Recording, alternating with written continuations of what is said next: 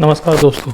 आज हम चर्चा करने जा रहे हैं 15 बाई 60 15 बाई 60 के मकान का नक्शा, जिसमें जो है हम 3 बेडरूम, एक हॉल, एक किचन, एक लेट बाथ इसमें बनाने जा रहे हैं। ये टोटल जो आप देख पा रहे हैं ये बिल्कुल एकदम चौकोर प्लॉट है। इसमें किसी प्रकार की कोई भी रेंज इसमें नहीं है और ये 20 प्लॉट की रोड पर स्थित है। ठीक है, तो इसकी हम प्लानिंग जानने की कोशिश करते हैं कि किस तरह से इसकी प्लानिंग हमने की हुई है।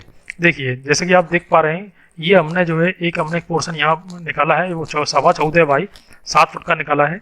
ठीक है, अभी इसमें क्या निकाला है और कैसे निकाला है उसकी चर्चा हम सेकंड वाले पार्ट में करेंगे। पहले हम ये देख लेते हैं हमने इसका साइज किस तरह से इसको डिफाइन किया हुआ है।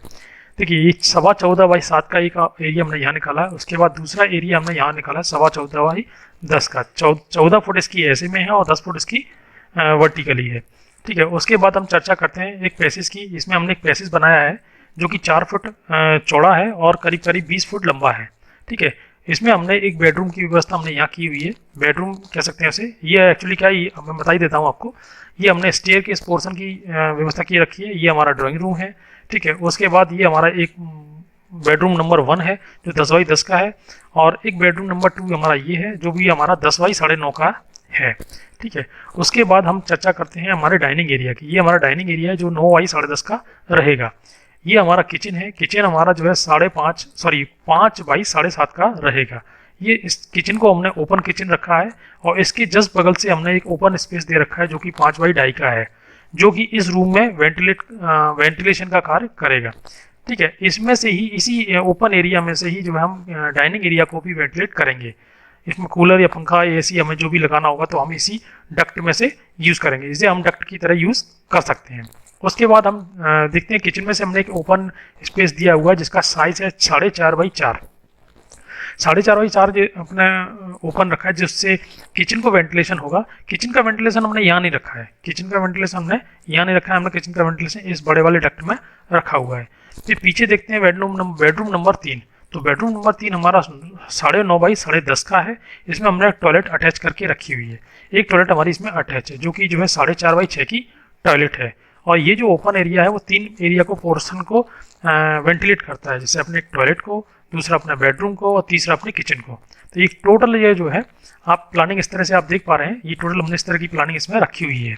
ठीक है, इसमें एक कॉमन टॉयलेट भी है जिसकी हमने चर्चा जो है नेक्स्ट वाले पार्ट में हम करेंगे, क्योंकि जो जीने वाला जो पार्ट है, जीने के जो लैंडिंग है, लैंडिंग के नीचे वाले हिस्से में इस जगह पर हम जो है एक टॉयलेट का प्रोविजन दे रहे हैं जो हमारे कॉमन टॉयलेट का कार्य करेगा।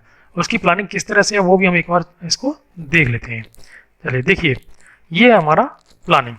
टोटल हमने ओवरऑल प्लानिंग, दरवाजे हमारे किस तरह से हमने रखे हैं और खिड़की कैसे रखी है और दीवारों की पोजीशन हमने कैसे रखी है उसकी हम चर्चा यहाँ करने जा रहे हैं। देखिए, पोर्च की जो चौड़ाई हमने बताई थी आपको 14.25 बाई 7 का ये पोर्च है हमारा। और इसके जो है बिलो स्टेयर, देखो ये लिखा हुआ है 3 बाई 7 का एक टॉयलेट हमने रखा है बिलो स्टेयर, मतलब स्टेयर केस के नीचे। ये हमने यहाँ प्रोवाइड करके रखा है। फिर एक हमने ड्राइंग रूम रखा है। ड्राइंग रूम का साइज हमने 14.25 बाई 10 का रखा हुआ है। ठीक है, इसमें हमने एक खिड़की को है ना प्रोविजन दिया हुआ है जिससे हमारे जो है इसमें वेंटिलेशन का कार्य करती रहेगी। ठीक है, उसके बाद हम पीछे जाते हैं अपने पैसेज में। ये पैसेज हमारा 4 फुट चौड़ा है। ठीक है, और जो है करीब करीब 20 फुट लंबा है। इसमें हमने बेडरूम नंबर 1 जो 10 बाई 10 का है, जिसका आप देख पा रहे हैं ये जो अपना दरवाजा है। ठीक है, जो कि अंदर की तरफ खुलता है। ठीक है, उसके बाद अपन जाते हैं। देखिए, यहाँ जो आप देख रहे हैं डॉटेड लाइन एक्चुअली क्या होता है, ये आर्च है। आजकल हम लोग पुराने समय में आर्च उसको बोलते थे जो गोल फेस होता था, परंतु ये गोल फेस नहीं है, ये आजकल हॉरिजॉन्टल है। हॉरिजॉन्टल देखने में बहुत अच्छे लगते हैं और बिल्कुल प्लान चौकोर, एकदम चौकोर बनते हैं। आजकल गोल का प्रोविजन बिल्कुल भी नहीं है।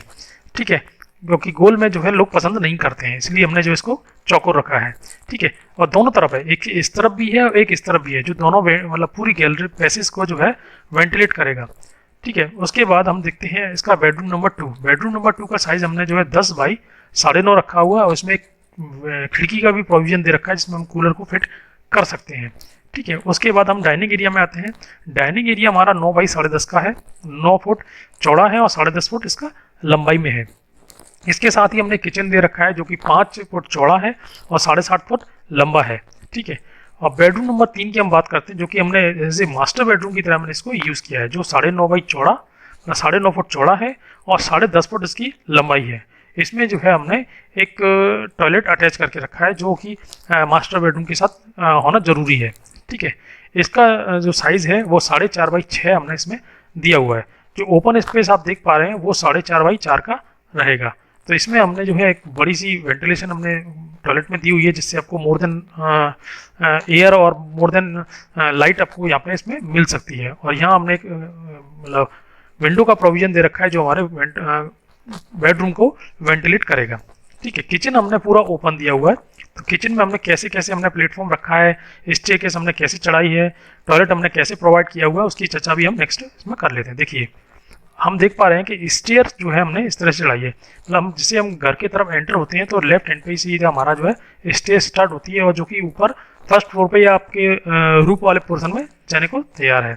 और इसके नीचे जो लैंडिंग आप जो देख रहे हैं ये वाली, इस लैंडिंग के जस्ट नीचे हमने एक टॉयलेट का प्रोविजन दिया हुआ है, जिससे आपको जो है इसको यूज़ करने में कोई परेशानी आपको नहीं होगी। ठीक है, उसके बाद हम अंदर चलते हैं। देखिए, हमने जैसा हमने बता चुका है कि ड्राइंग रूम का, फिर उसके बाद फिर बेडरूम नंबर 1, फिर बेडरूम नंबर 2, ये हम आपको दिखा चुके हैं। उसके बाद हम देख पा रहे हैं किचन का जो प्लेटफॉर्म हमने एल शेप में दिया हुआ है, एल शेप में ये प्लेटफॉर्म है। यहाँ हमने जो है एक वॉश बेसिन का उपयोग मतलब दे रखा है, जैसे हम खाना खाने बैठते हैं तो हम हाथ धोने के लिए हमें जरूरत पड़ेगी, तो एक प्लेटफॉर्म बना के हमने इसको जो है दिया हुआ है। ठीक है, उसके बाद हम देखते हैं पीछे हमने एक टॉयलेट जो हमने बताया था, उसमें हमने एक बेडिंग एरिया और एक हमारा टॉयलेट एरिया। तो टॉयलेट एरिया जो है हमारा पहले आएगा और बेडिंग एरिया हमारा बाद में आएगा। बेडिंग एरिया इसलिए हमने बाद में रखा है क्योंकि क्या होता है कि वो एरिया थोड़ा सा वेटेड होता है, मतलब गीला होता है, और गीला पोर्शन अगर हम आगे रख देंगे तो आदमी को फिसलने के चांसेस ज़्यादा रहते हैं। तो इसलिए हम कोशिश करें कि हमारा जो बेडिंग एरिया है वो हमारे बाथरूम के सबसे पीछे वाले पार्ट में होना चाहिए, जिससे हम जो है फिसलन से बचें और हमारे को कोई इस प्रकार की दुर्घटना ना हो। ठीक है, इस तरह से हम देख पा रहे हैं ये हमारी ओवरऑल प्लानिंग ये है आपके सामने। ठीक है, अब इसके बाद थोड़ा सा हम इंटीरियर की भी चर्चा कर लेते हैं। अब इसका इंटीरियर हमने किस तरह से प्रोवाइड करके रखा हुआ है। देखिए, ये हमने सोफ़ा इसमें प्रोविज़न दे रखा है। ये कलर जो आप देख रहे हैं ये सोफ़ा है, ये 3 सीटिंग वाला सोफ़ा है। उसके बाद फिर हमने सामने जो है इसमें एक टीवी यूनिट दे रखी है, जो टीवी बिल्कुल इसके सामने पड़ती है। ठीक है, उसके बाद फिर हम देखते हैं बेडरूम नंबर 1 में हमने एक बेड दिया हुआ है। बेड का साइज़ जो है हमने 6x6 का बेड दिया हुआ है। उसके दोनों साइड में एक स्टूल है जो कि हमारा लैंप नाइट लैंप के लिए यूज़ करेंगे। ठीक है, उसके बिल्कुल ठीक सामने हमने टीवी का एक पॉइंट दिया हुआ है, जो हम लेटे लेटे हम टीवी का भी आनंद ले सकते हैं। तो बेडरूम नंबर 2 की हम बात करते हैं, तो इसका जो रास्ता है विशेष तौर से हम एक चीज़ को और देख पा रहे हैं कि यहाँ जो है पैसेज से हमने जो है एक बेडरूम का रास्ता दिया है, और ये डाइनिंग एरिया है, डाइनिंग एरिया से हमने जो है दूसरे बेडरूम का रास्ता दिया हुआ, हमने उसको गैलरी से नहीं दिया है।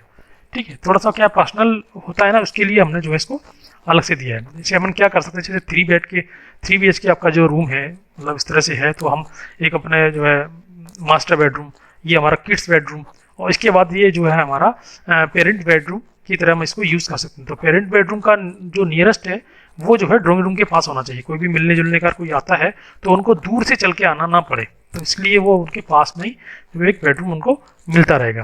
तो इस तरह से जो है ये बेडरूम हमने पेरेंट्स के लिए रखा है। उसके बाद ये हमने किड्स बेडरूम रखा है, बेडरूम नंबर 2, और बेडरूम नंबर 3 जो कि हमारा मास्टर बेडरूम है, उस तरह से हमने इसको यूज़ किया है। ये हमारा पलंग की पोजीशन है, और उसके बिल्कुल ठीक सामने हमने जो है एक टीवी का पॉइंट दिया हुआ है। डाइनिंग एरिया देखिए, हमने डाइनिंग एरिया में भी हमने डाइनिंग का एक प्रोविजन दिया हुआ है, जिसमें 4 सीटिंग की हमने व्यवस्था इसमें की गई है। ठीक है, बिल्कुल किचन की जस्ट सामने जो है एक डाइनिंग टेबल हमने बनाई है, जो कि इसका साइज जो है 2.5x5 का साइज में रहेगा, और ये एक बेडरूम नंबर 3। तो देख पा रहे हैं आप, जो ओवरऑल प्लानिंग हमारी इतनी सुंदर और इतनी अच्छी बनके हमारे तैयार होती है, जैसे हमारे 3 बेडरूम, 1 2 3 बेडरूम, एक हॉल, पूरा एक हॉल आपका जो है, ठीक है, एक किचन, एक लेटर बाथ अटैच और एक लेटर बाथ कॉमन, और इस तरह से हम इस एरिया में हम जो है एक 2 टू व्हीलर भी हम इसमें पार्क कर सकते हैं आराम से, जिसमें किसी प्रकार की किसी को परेशानी नहीं होगी। तो इस तरह से हमारी ये ओवरऑल प्लानिंग है, ये आप देख पा रहे हैं। ठीक है, इस पूरी प्लानिंग को बनाने में या कंस्ट्रक्ट करने में जो खर्चा आपका आएगा वो लगभग 9 लाख रुपए खर्चा आएगा। इस 9 लाख रुपए में ये आपका मकान इतना सुंदर और इतना खूबसूरत मकान बनकर तैयार होगा, जिसकी लोग बहुत तारीफ करेंगे। आपको मेरा वीडियो देखने के लिए बहुत बहुत धन्यवाद। नमस्कार।